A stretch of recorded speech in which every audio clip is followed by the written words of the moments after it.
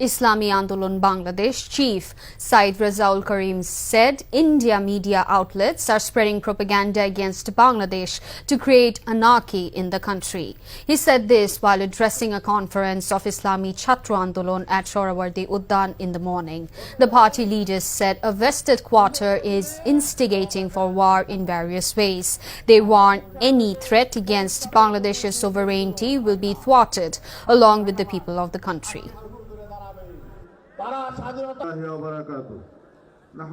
কেউ যদি আমাদের আঙ্গুল তুলে ওই আঙ্গুল হাতে রাখা হবে না, কেউ যদি আমাদের চক্ষু তুলে ওই চক্ষু শরীরের মধ্যে থাকবে না, কেউ যদি আমাদের সাথে লড়তে আসে ওই পাওকে ভেঙে দেব ইনশাআল্লাহ। আমরা ভয় পাই না, বাংলাদেশের মানুষ কোনোদিন ভয় পায় নাই, কোনোদিন তারা পিছনে হটে নাই। এই দেশে জাতীয় একটা সরকার গঠন হবে এবং এর মাধ্যমেই বাংলাদেশে আমরা সবাই একত্রিত হয়ে সুন্দর দেশ গড়ার একটা প্রক্রিয়া তৈরি হবে।